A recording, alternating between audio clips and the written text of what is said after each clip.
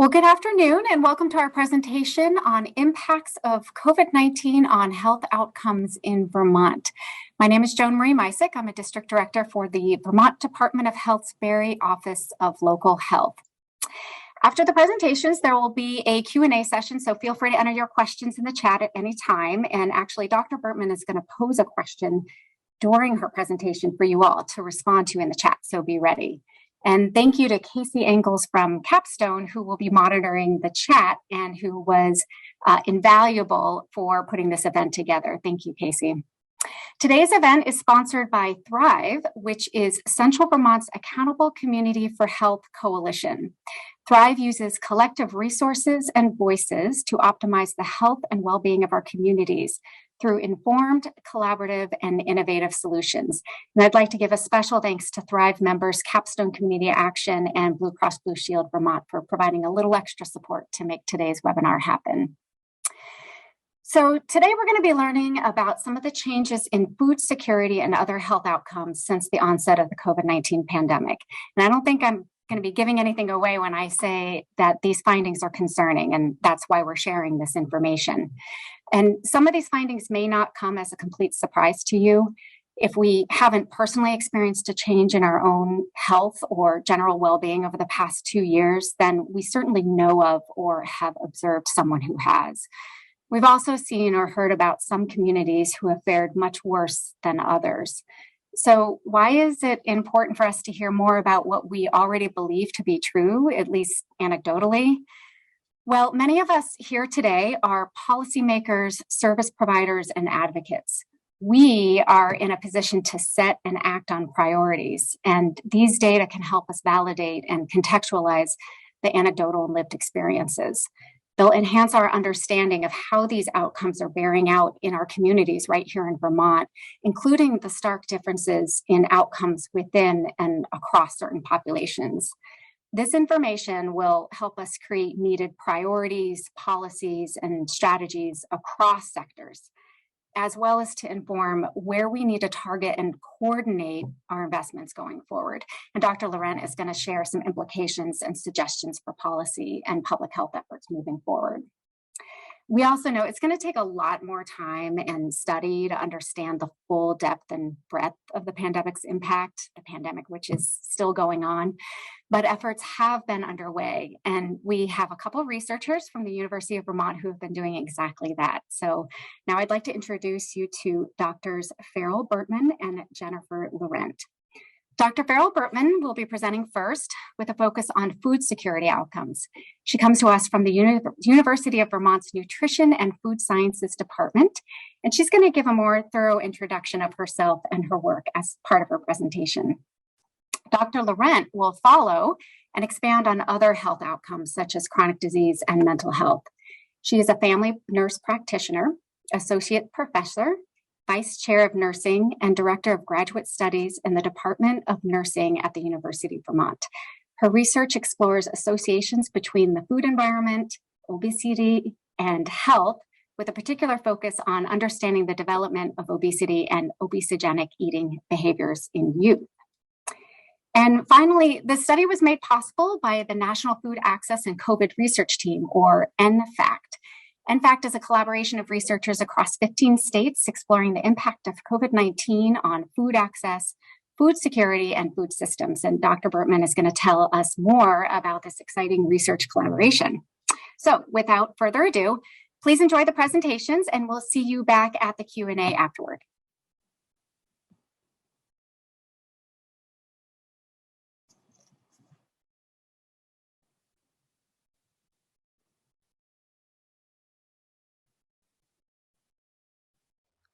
Hello, my name is Dr. Farryl Bertmann. I am a senior lecturer and the program director of the Coordinated Graduate Program in Dietetics. My research includes food security and nutrition assistance programs, inclusive health promotion, including dietetics from an anti-diet, weight-inclusive approach, and health equity. Please meet our NFACT team. The PI of NFACT is Dr. Meredith Niles. The team that you see listed here is composed of folks from the University of Vermont, as well as our current broader team in Maine. This is the team that was part of the health outcomes brief that we will be going into more detail with today. But I did want to take a moment to talk to you about the founders and the leaders of the NFAC team. Dr. Meredith Niles, Emily Belmarino, myself, and two colleagues at Johns Hopkins University came together to be founders and the executive team for NFAC back in March 2020. We were joined by colleagues at Arizona State University as well as the University of Arizona. Together, we developed the National Food Access and COVID Research Team. We have expanded to 18 study sites in 15 states, including Maine. In the map below, you can see where NFAC is currently conducting research. I also wanted to point out that we have a diverse team of researchers. We have associate professors, assistant professors, senior lecturers, PhD students, undergraduate research students, and postdocs. It is my pleasure to present these collective efforts that we've brought together to share with the Thrive community today. I am only a member of the team, but I'm very proud to be part of the NFAC team. Our research is developed to inform policy. We have three core principles. Work with stakeholders, such as yourselves, from the very beginning. In March 2020, when we were first developing our survey, we reached out to stakeholders across Vermont. Perhaps some of you are listening to this presentation as I speak. Thank you. We make our work open access to facilitate broader collaboration, public access outside of the university. We have also found, but by using open access, we are able to disseminate our information much more quickly than the traditional peer-reviewed process. We want to make our work actionable by prioritizing public communication outputs and engagement with policymakers. We have produced 12 Vermont policy briefs. We currently have 4 peer-reviewed publications, with several more under review as I speak. On the right, you can see examples of our policy briefs. Were you to visit nfactresearch.org, you can see our briefs as well as our colleagues' briefs from across the United States. Today, I will describe to you 2 different data collection efforts. Before I do that, let me begin by describing the different surveys that we have conducted as an NFAC team. Collectively, we have deployed 6 surveys to Vermonters since the beginning of the pandemic. We have a cohort survey, which I will describe to you shortly, and that contains 3 surveys. We have representative surveys, 2 of which are representative. We have a farmer and food business survey, and we did this in collaboration with the Vermont Department of Agriculture. Collectively, we have 6,700 Vermonter responses. We've conducted qualitative interviews with key informants. The data presented today is and later in my presentation and with my colleague Jennifer, are a statewide representative sample. These are representative on race, income, and ethnicity. And I'm thrilled to share with you that we have more research coming. We have a forthcoming USDA Rural Development Grant for 2 additional surveys going out in 2022 and 2023. And of course, there are more opportunities for engagement. So let me first describe the data that I will be sharing with you at the beginning of my presentation. In this survey, we looked at a cohort of Vermonters 3 times during the first year of the COVID-19 pandemic to understand the impacts of the pandemic on food security and food access. The surveys were conducted in March, April 2020, June 2020, and March, April 2021. And I circled this March, April 2021. Those are the findings that I'll share with you today. A total of 441 Vermonters responded to all 3 surveys. Woohoo! The research I will present on the cohort study will share changes in their experiences between March 2020 and March 2021. Demographics in the study of our respondents were comparable to Vermont average demographics on race, ethnicity, and income distributions. But our respondents were more likely to have a college degree and to identify as female. Today, we will also be presenting to you research conducted in northern New England. This was conducted between March and June of 2021 to understand the initial and continued impacts of the COVID-19 pandemic on food security, health behaviors, and health outcomes. A total of 988 adults were surveyed, 562 of which were based out of Maine, and 426 of which were based out of Vermont. They provided information about food access and availability, health behaviors such as diet composition and exercise, and the use of habit-forming substances, before and in the year following the onset of COVID-19.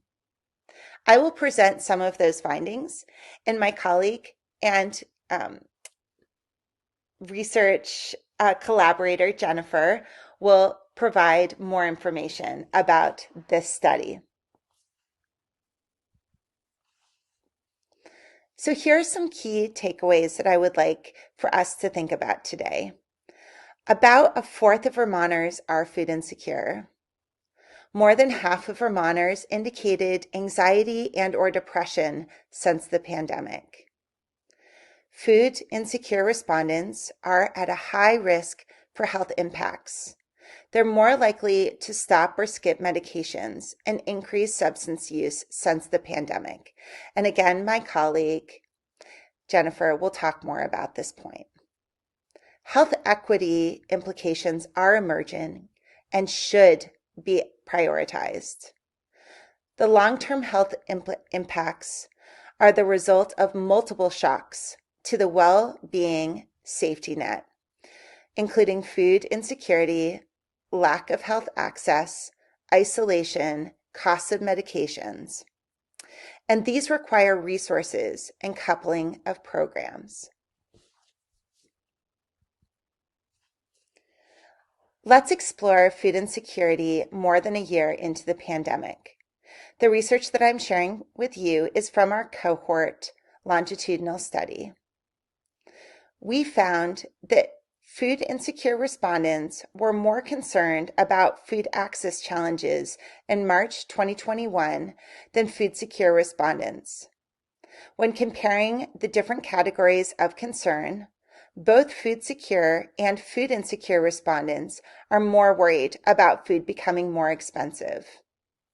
I would like to point out that this research was collected in March and April 2021, and we all know that food costs have been going up.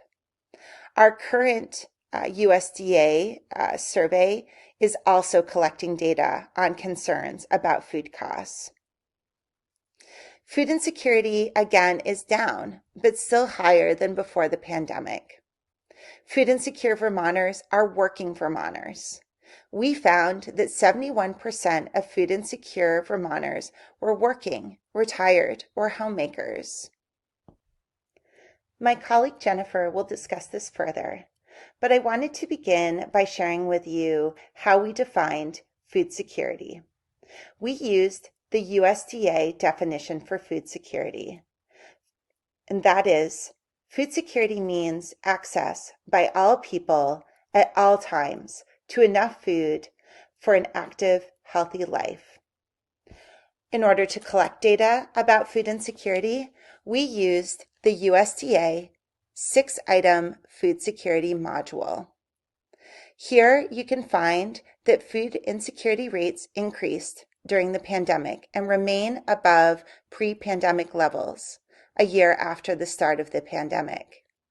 Food insecurity rates dropped by 24.5% between March 2020 and March 2021, but were 22.9% higher than pre-COVID levels.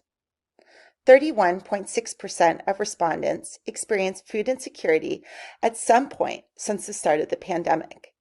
Of those, 46.9 were previously food insecure and 53.1 were newly food insecure. Food insecurity rates varied by demographic characteristics, and I will discuss those in more detail now. In front of you are findings that allow us to understand the percentage of respondents experiencing food insecurity in March 2020 by demographic characteristics. At the top, you will see our findings as they relate to BIPOC Vermonters compared to white Vermonters.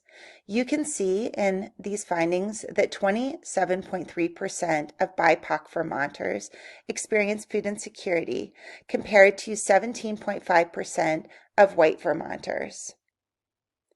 Let me now share with you respondents with greater odds of experiencing food insecurity in March 2021. 2.4 times at 2.4 times greater odds were women compared to men. 4.1 times greater odds were people without a college degree compared to respondents with a college degree. 3 times greater odds for food insecurity were people who experienced a job disruption at any time during the COVID-19 pandemic, and this is compared to respondents with no job disruptions. At 2.4 times greater odds for food insecurity were households with children compared to households without children. At 2 times greater odds were people under the age of 55 compared to people over the age of 55. As you can see, based on these findings, there are disparities among our Vermonters.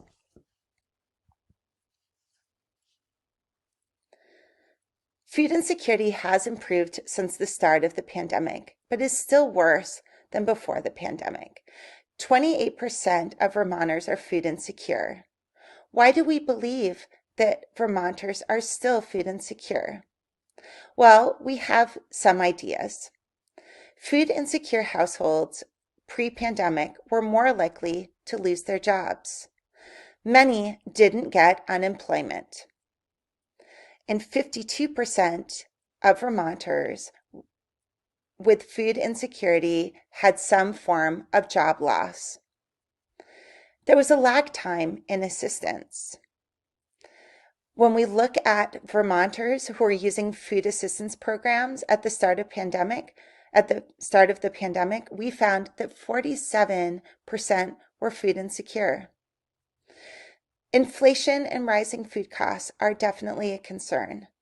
81% of food insecure Vermonters worried about rising food costs. And again, as a reminder, these findings are from March 2021. We also recognize that recessions take time to recover. I also want to point out that we find that there are some demographics who do not recover at the same rate as other demographics. So who is most likely to be food insecure in Vermont? Those that are previously food insecure, households with children, low-income Vermonters, women, those without a college degree, BIPOC Vermonters, and LGBTQ+ Vermonters. In a moment, I will change over to data that we found most recently in New England. I will share with you some findings about the LGBTQ+ community.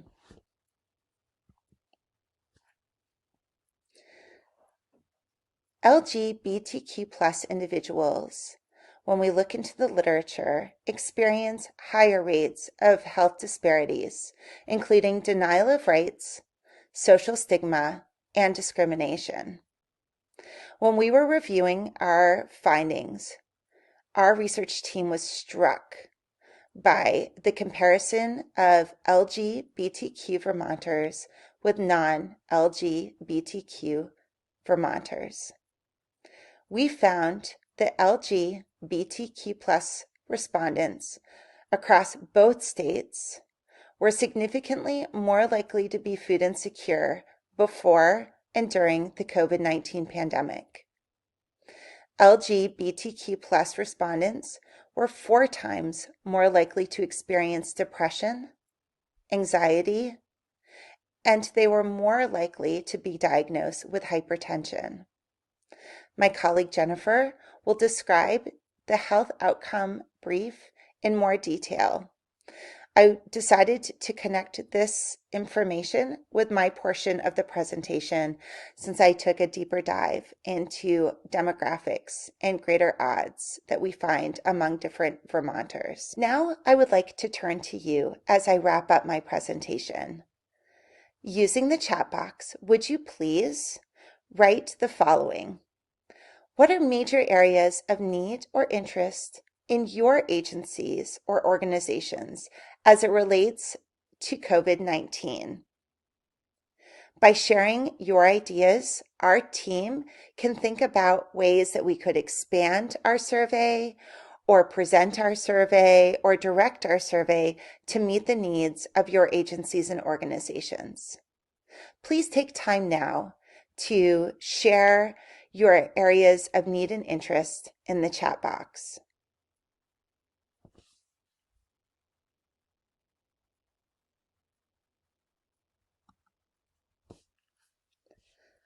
Before I turn over the presentation to my colleague Jennifer, I would like to share with you some implications for policy and moving forward based on my portion of the presentation.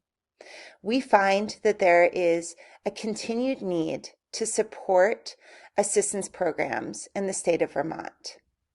We encourage people to invest in healthcare access and promotion of preventative care, including messaging around non-COVID etiologies and social determinants of health.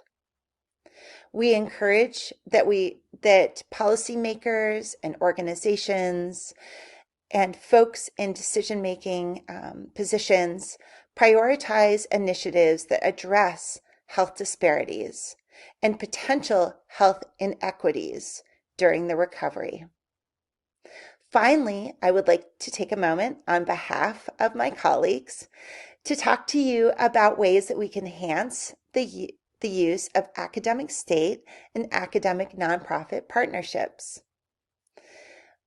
We would love to collaborate and think through and discuss ways that we could utilize faculty, grants, and students to advance Vermont health priorities. What projects could students and faculty implement with your organization or agency? Are there service learning opportunities? And perhaps dietetic internships? Are there university and nonprofit partnerships that we should explore? Please feel free to share your ideas in the chat box of this presentation. And I look forward to our question and answer portion of the presentation. Thank you for your attention. It was a pleasure to present to you today.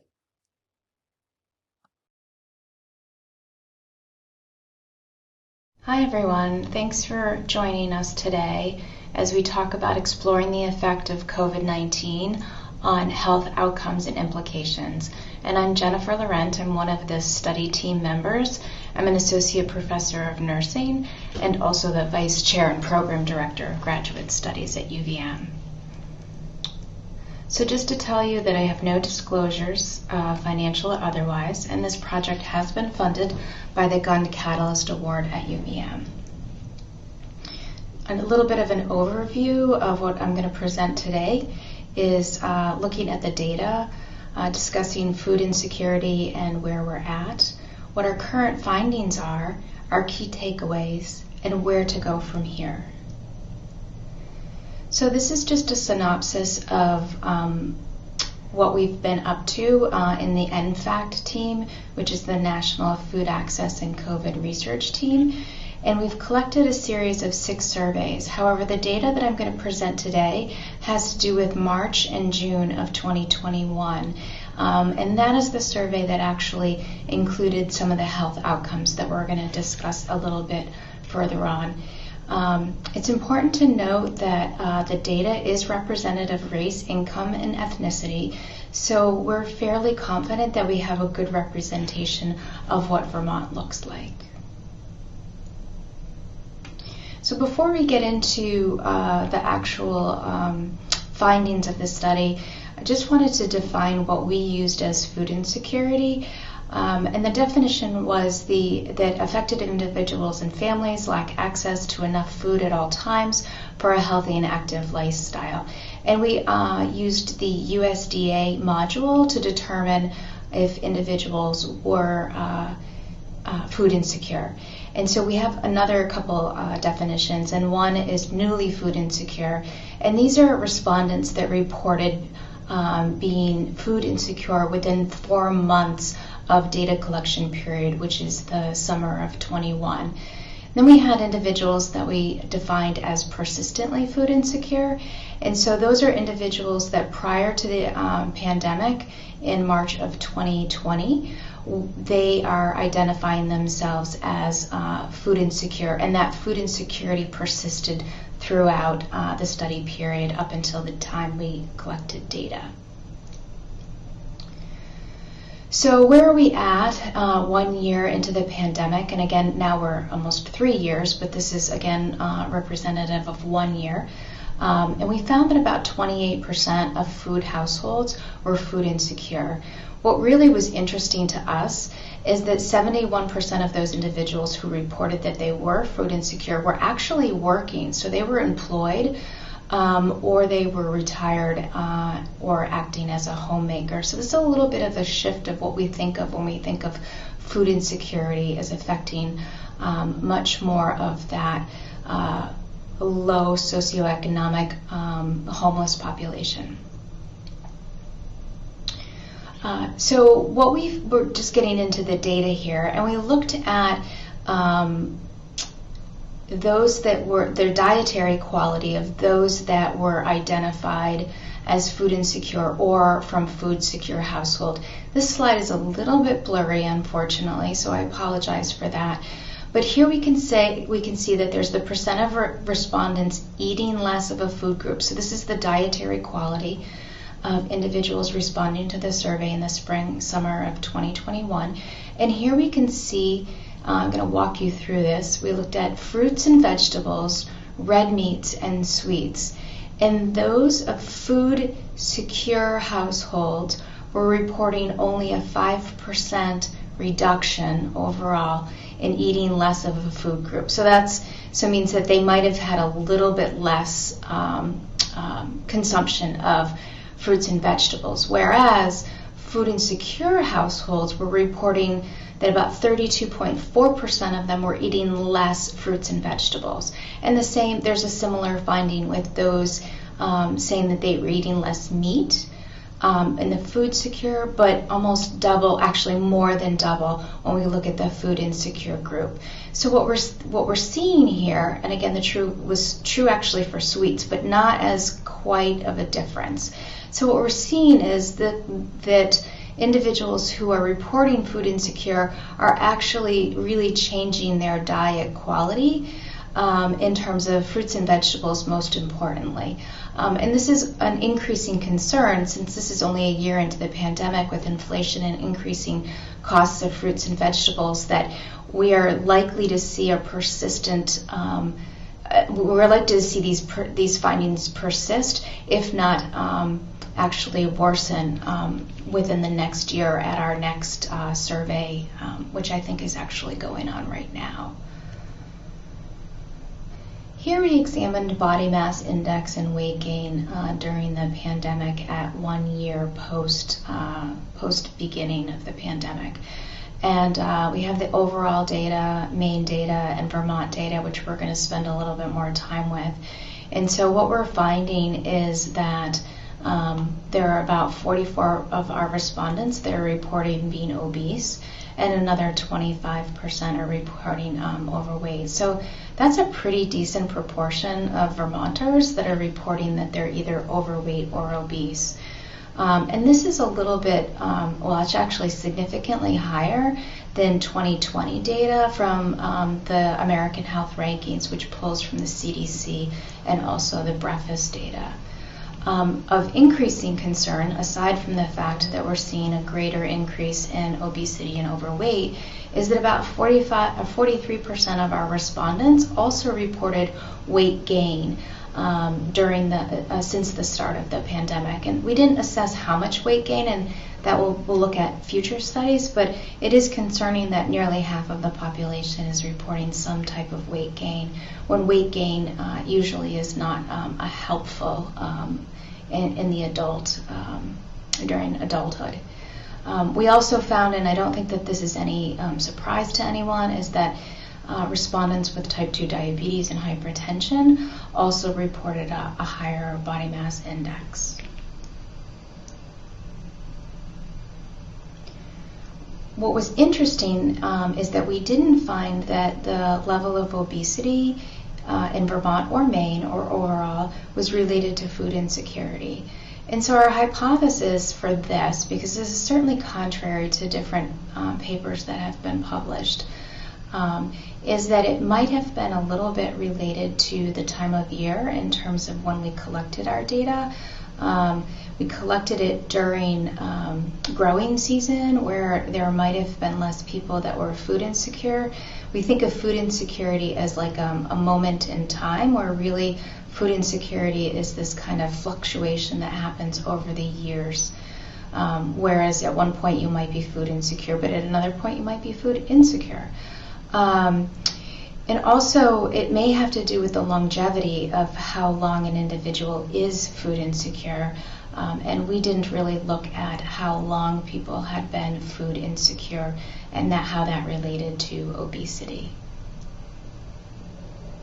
Here we examine chronic disease prevalence, and I'm going to walk you through this actual figure here. And we looked at the prevalence of chronic disease in our sample compared to national statistics. And so here we see national statistics in Vermont that about 30.2% of individuals endorse having hypertension, whereas in Maine about 36.2% of individuals. And these are from America Health Rankings, which again pulls from CDC and Department of Health and the breakfast data. What we found in our survey was that we're pretty comparable, which also gives us a little bit of confidence in our sample and our sampling methods, is that in Vermont, we're seeing, according to our survey, that 29% are reporting that they have hypertension. And in Maine, again, similarly, we're seeing 35.2%, which is very similar to the national statistics. It gets a little worrisome when we start talking about diabetes.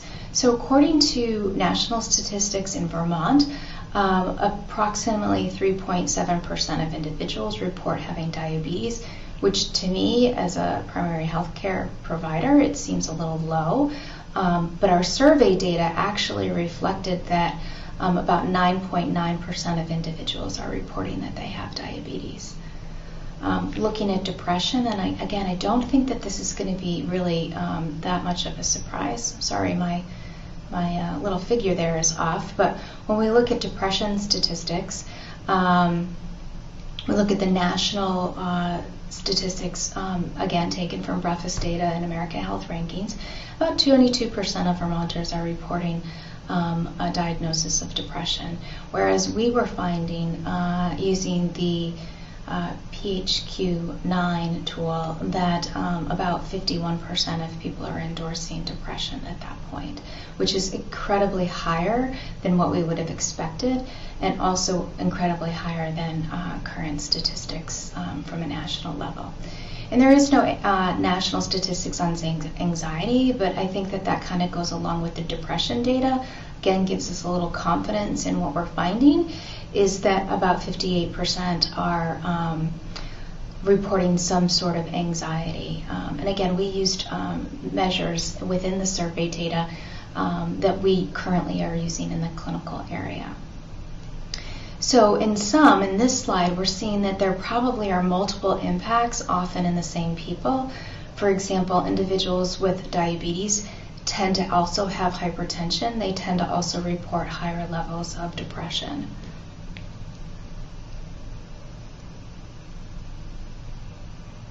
We also looked at medication adherence in our respondents, and we assessed them for stopping, skipping, or adding medication related specifically to the lack of money.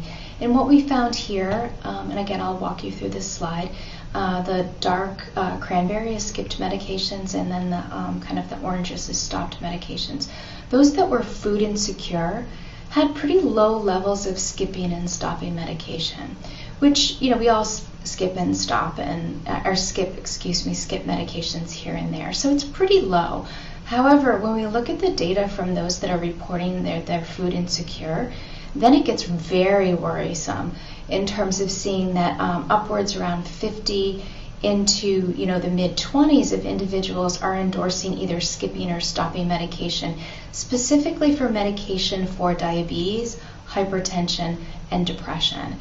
And what we found was that individuals who are food insecure were 7 times more likely to skip or stop their depression medications or anxiety medications, and 10 times more likely to actually stop their diabetes medication. So that's really concerning when we look at the future health of our Vermonters, actually the current and the future health of our Vermonters. And those that were persistently food insecure, so that again, that definition of being of responding that they were food insecure prior to the pandemic, and since 1 year since the pandemic, were 5 times more likely to add depression and anxiety medications. Again, so we're seeing the mental health or the concern about mental health really escalating 1 year into the pandemic. We inquired also about substance use, and what we found is that substance use has increased, and we found about 10% of respondents report increasing the use of habit-forming substances. So in this graph, I'm just going to walk you, or this figure, I'm just going to walk you through it. About 60% of our respondents are reporting any use of alcohol, cannabis, street drugs, or tobacco. However, we're also seeing that 10% of individuals are saying that they have increased their alcohol use. About the same for having individuals reporting that they're increasing their cannabis use, and just under for tobacco. We also see a small increase in the use of street drugs, and we really looked at street drugs in terms of kind of those illicit substances, whether they're opioids that aren't prescribed, or methamphetamine, cocaine, barbiturates, uppers, downers, that kind of thing. And we had an overall low rate of reporting any use, but we are seeing probably a third of those people reporting some sort of increased use. We also looked at substance use with regard to food insecurity status or food security status. And we found that alcohol use in those that were food secure only reported about 8.2% use or increased use versus those that came from food insecure. And we found that a very similar trend across all of our type of substances of dependence. And so that the far majority of or not the far majority, the percentage of individuals that were food insecure were really probably turning to substances to a higher level. And we hypothesize that that probably is an indication of where they are in terms of their mental health and well-being. We also did note that there was an increased use in individuals who endorsed a job loss, lower education, and those individuals reported more cannabis use. Those that were persistently food insecure, so again, those that identified as food insecure prior to March of 2020 and 1 year in, also reported that they increased their cannabis or their tobacco use as compared to those individuals who were food insecure or newly food insecure. So the key takeaways from this data are that we have about a quarter of our population in Vermont identifying as food insecure. And I would imagine that as this pandemic, now endemic, continues, that we will be seeing increasing individuals endorsing food insecurity. We also know that there are definitely some health equity implications that are emerging and probably will continue to be worse than our data show now, because we all know that food insecurity is really a marker for a lot of the social determinants of health, which inadvertently determine whether you have enough money or resources to promote your own health and well-being. As an obesity researcher, I'm certainly concerned with the current level of overweight and obesity, but also the level of individuals that are endorsing weight gain, and that will probably again continue forward and certainly will exacerbate the chronic disease burden that we're seeing currently, and probably will have those long-term ramifications show up in 3 to 5 and maybe even around 10 years in terms of the health of Vermont. I think that this doesn't come to any surprise, but it's hopefully just a highlight of where we need to really place our efforts, and that more than a half of Vermonters are indicating that they have some anxiety or depression 1 year into the pandemic. We do know, and we've known this prior, so this won't come to any surprise, is that food insecure respondents are at higher risk for health impacts. So as we see more food insecurity, we're going to see more effects on their overall health. This combined with the increased likelihood of them skipping or stopping medications, again, will only increase the chronic health disease burden and obviously substance use. And so collectively, as we move forward, we're going to have to really consider how we can help those individuals that are food insecure. And these long-term impacts are going to really be a result of multiple shocks to the system. So we're seeing a combination of food insecurity, lack of health access, isolation, cost of medicine. And so all of this is a really significant threat to the health and well-being of our safety net, and will really require deliberate allocation of resources and coupling of programs. So what are the implications for policy and also moving forward is really looking at continued support for our food assistant programs, which is starting actually to decrease according to what we're finding, what we're seeing in the media.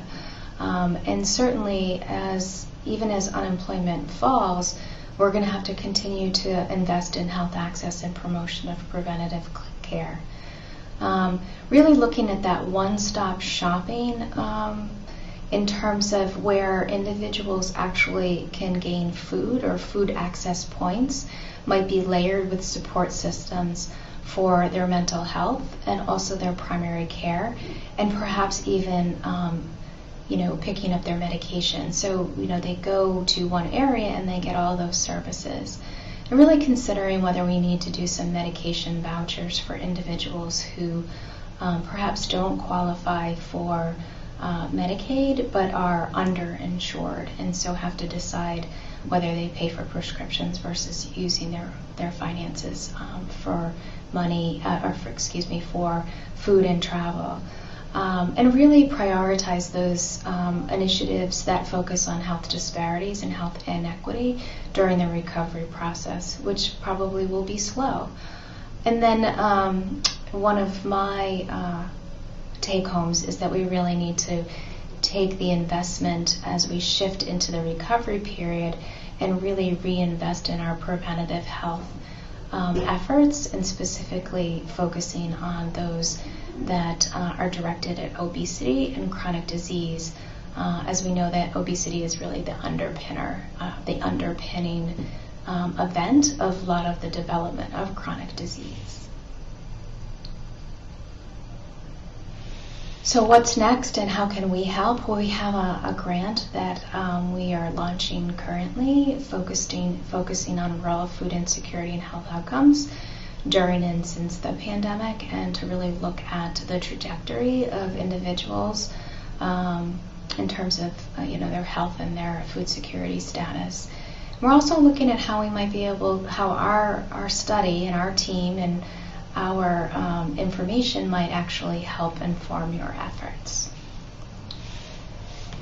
To recap our team, there's many of us here. I'm one of the newer members. We have Meredith Niles, who leads and is the primary or principal investigator of our work. And then, as you can see, we have a very wonderful professional, multidisciplinary team that carries out the work of the NFACT team. And so I will end there, and I believe that we'll be opening these up to questions that you have. And thank you for your time and your attention and your interest in our findings.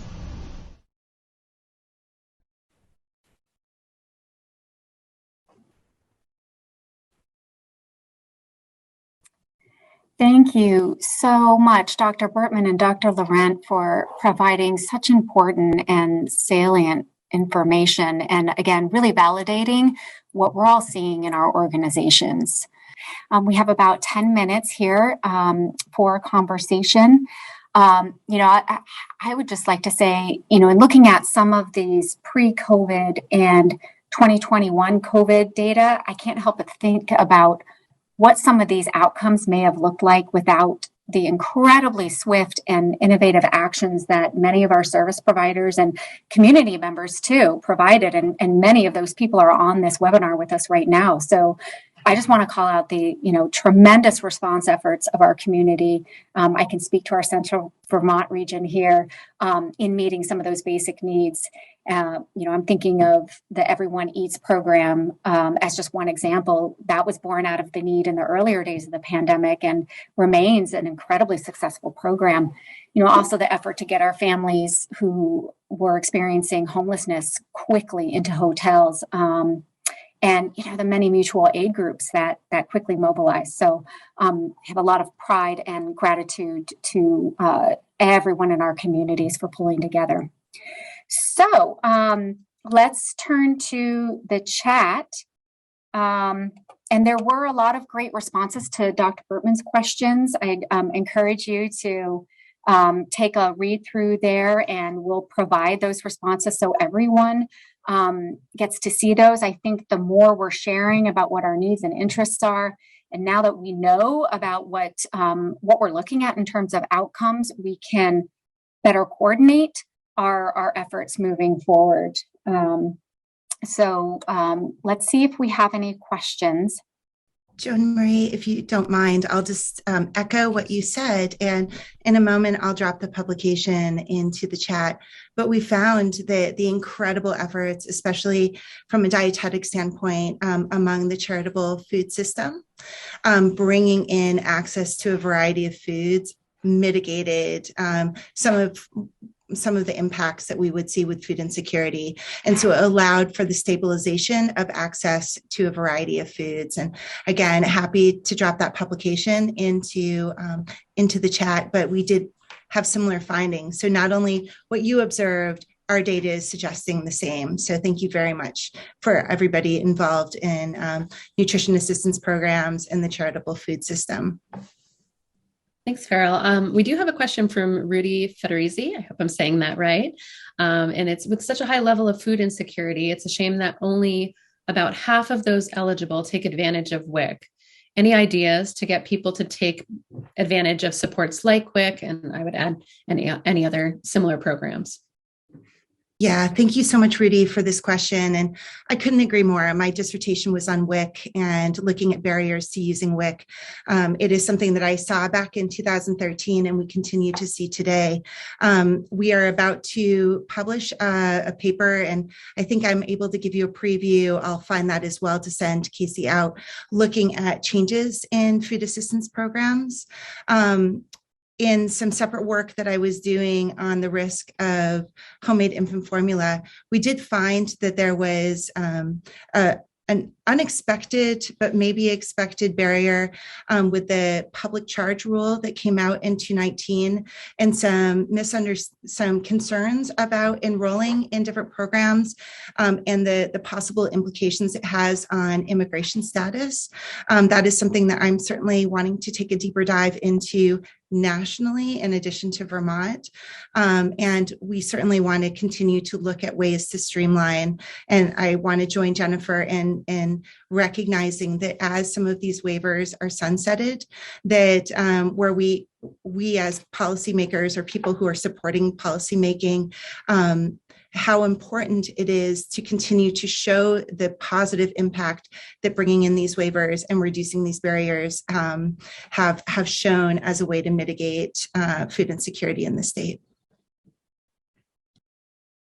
And I think I would just add to what my colleague says is that I think we need to really relook at the way we administer our programs to those that are underserved. And we have a lot of bureaucracy in any of our programs, and as much as we try to mitigate that, to be helpful, we still have that, and we also have that they have to go to different areas to enroll in different resources. So I strongly think that as we really rethink about how we're going to address the recovery, is really looking at how we access these services. So we know that individuals who access WIC are probably also going to need some additional supports in other ways. And so why do they have to go to one building for WIC and then another building here and another building there, and they take the same data? And, so it becomes really cumbersome. And it also, people are trying to figure out whether they buy groceries or gas. So by having a co-location of resources really makes the most sense to really address the most underserved. And so there have been some very unique models in Philadelphia, I think, that I was just looking at, that really has that one-stop shopping approach for their adolescents who are in crisis. So they can get food, they can get resources, they can get primary care, all within the school system. So really re-looking at how we offer these and make it more of they need to opt out instead of opting in. And I don't have the answer, I just have the suggestion. And I will leave it to all of you who are smarter than I am on how to actually make that happen. That's such a great point, Jennifer. Thank you. I will say there's another question in the chat here. Rick DeAngelis asks, any thoughts on addressing food insecurity and isolation? So loneliness and isolation have increased during COVID. How do we address both? Which is similar to what we were just talking about, but different topic. I can begin the conversation, and Jennifer, I'm sure you have some really important thoughts to contribute there as well. One of my honors students is in the process of pulling together a publication looking at social cohesion, and in the study we looked at qualitative data, which is actually my favorite type of data, and looking at regional differences on social cohesion, and we looked at Vermont, New Mexico, and Illinois. And we did find that there were indications of partnering together to get access to food, looking at home food procurement and trading of garden bounties, having neighbors shop and stop by. And so building on this concept, we see that there are improvements with anxiety and depression when you do have those touch points. And so looking at ways that we can create informal food hubs through maybe religious centers or community centers or anchor institutions institutions to both bring people together and to build on this social cohesion around food insecurity. I don't know if I have much to say except for that I completely agree with Farrell's approach. I do think that the Vermont is very special in the sense that we have these community shared gardens, and home food procurement is really much more utilized in Vermont, and that's just another way of socializing. I don't really have anything further to add except for really kind of embracing those programs and actually providing grant funding. Because it's not really cheap to start up your own home garden and get all the utensils and everything. People need those resources. So if we can do it from a community standpoint, it will offset that hopefully with some grant funding. So. I just want to interject and say that some of the solutions and ideas that you both are presenting were actually mirrored in the response to Dr. Bertmann's question about what are your needs and interests as far as co-location and creating hubs, utilizing existing locations where we can have those touch points. That's great. I'll jump into a question from Mills Sparkman. One-stop shop approach certainly seems like the most efficient and innovative way to combat food insecurity. What barriers exist to the one-stop shop, and how can we best combat them as advocates and policymakers? And I will add to that, Kathy Paquette and Kim Lipinski jumped on to say the area agencies on aging are already a one-stop shop, to also look to them for that model. So again, what barriers exist to the one-stop shop, and how can we best combat them as advocates and policymakers? The nature of government and even the nature of a lot of what we do is very siloed. And so until we really, we have the Department of Agriculture, we have the Department of Transportation, and no means I'm saying that they don't play well together, but it really makes it very difficult to kind of take the resources and expertise from all of those different areas and get them together and say, we're not going to follow the traditional model. And Vermont is uniquely positioned to break that down and start from the beginning and saying, okay, in our rural schools in particular, but also in our urban schools, we are going to have, primary care co-located. We're going to have walk-in mental health services co-located. We're going to have families when they come, to either pick up their child or come for certain days, have their food available so that they really are able to. And I see the biggest barrier is the silos that are created. And it really, in some ways, it'll be grassroots, but it also is going to have to come from top down too. We're going to have these very unique policymakers and strategic thinkers that can say, I'm not going to have this agency and that agency and that agency, get a task force. And I'm not undermining that, because I think Vermont does an exceptional job. But I think we really need to get creative in our strategies for our most underserved and our most vulnerable, which is pretty much going to be half of our population pretty soon, I would imagine.